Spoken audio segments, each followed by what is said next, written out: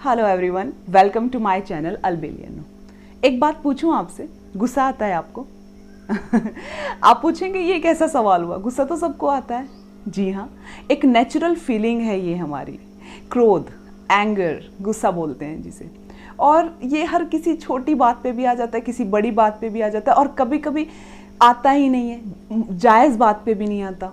तो ये फीलिंग है जो आपके कंट्रोल में है, आप इस पे कंट्रोल कर सकते हैं। और ये वीडियो ना स्पेशली उन लोगों के लिए है जिन्हें गुस्सा आता है और उसके बाद उन्हें रिग्रेट हो जाता है कि इतना रिएक्शन क्यों दे दिया, इतना गुस्सा क्यों किया। उन्हें तकलीफ होती है बाद में गुस्सा करने के बाद। तो स्पेशली उन लोगों के लिए वीडियो जो अपने इस गुस्से पे काम करना चाहते हैं। और मैं आपको आज कुछ मेथड्स बताऊंगी जिनसे आप ऑन द स्पॉट अपने गुस्से को कंट्रोल कर सकते हैं। जैसे गुस्सा आ गया, आपको पता है मुझे इस गुस्से से नुकसान हो जाएगा, तो आप उसी टाइम उसी वक्त क्या कर सकते हो कि वो गुस्सा ख़त्म हो जाए या आप उस सिचुएशन को उस टाइम अवॉइड कर सकें। देखिए, गुस्सा कहीं भी आ सकता है, सड़क पर आ सकता है, घर में आ सकता है, पब्लिक में आ सकता है, अकेले में आ सकता है। सो आज ना उस गुस्से को कंट्रोल करने की बात ही करूँगी। तो 2 मेथड तो आपको ऐसे बताऊँगी कि जब आपको गुस्सा आ गया ना, उस मोमेंट में आपको क्या करना अपने गुस्से को कंट्रोल करने के लिए, ताकि बाद में पछताना ना पड़े। और 7 मेथड, गुस्सा तो नहीं आ गया, खाली 5 बोल दिया।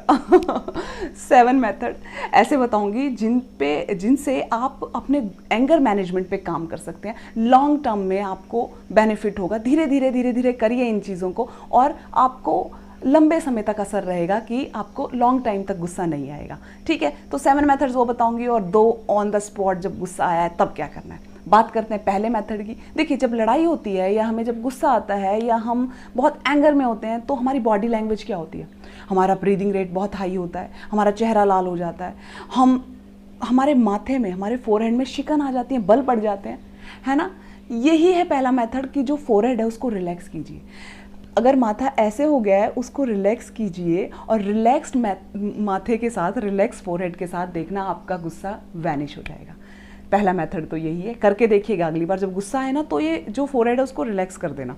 सच में ना तो लड़ा जाएगा ना आपको गुस्सा आएगा। सेकंड मेथड, देखिए क्या होता है, जिस मोमेंट में गुस्सा आया और आपको पता है इसको मुझे इग्नोर करना है, तो वो मोमेंट ही इग्नोर कीजिए। आपको गुस्सा बहुत तेज आया, थोड़ा सा टाइम आउट कीजिए, थोड़ी सी देर बैठ जाइए। इग्नोर करना है और आपको सबने बताया होगा ना गिनती गिनना होता है, सही बताया है। अब उस गिनती को, ट्विस्ट क्या है, उस गिनती को उल्टा गिनिए, 10, 9, 8। ठीक है, गिनती उल्टी गिनी, 1 सिप पानी पीजिए। उसके बाद 10 टाइम्स डीप ब्रीथ कीजिए। ठीक है, वो मोमेंट इग्नोर किया, उसके बाद 10 तक उल्टी गिनती की, पानी पिया 1 घूंट, अब फिर से 10 टाइम डीप ब्रीथ, लंबा सांस लिया और छोड़ा। ये करना है। फिर 1 सिप पानी पीना है।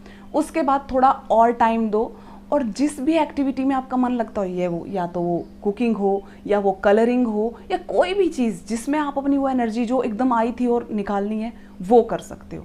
ठीक है, तो बस सेकंड चीज़ ये कि उस मोमेंट को इग्नोर करो किसी भी ज़रिए, मतलब आपको डिस्ट्रैक्ट करना है खुद को।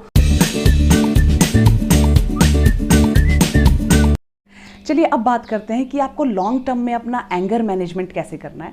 आपको आज से ही काम करना है ताकि ये जो क्रोध वाली जो आपको हैबिट लग गई है ये छूट जाए। तो सबसे पहले स्टार्ट रीडिंग समथिंग स्पिरिचुअल।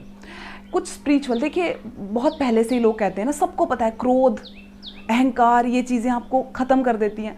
तो आप कोई स्पिरिचुअल बुक या कुछ स्पिरिचुअल वाले जो लेक्चर्स होते हैं उनको ज़रूर सुनिए। उनसे ना आपको बहुत रिलैक्स्ड फील होगा और ये आप काम डेली करिए, उससे देखिए फ़र्क ज़रूर पड़ेगा। और ख़ास तौर पे जो एंगर मैनेजमेंट में इस सेकंड, स्टार्ट एक्सरसाइजेज। अब आप कहेंगे हर वीडियो में बोलती है, क्योंकि ये नीड है, ये आज के टाइम की बहुत बड़ी ज़रूरत है।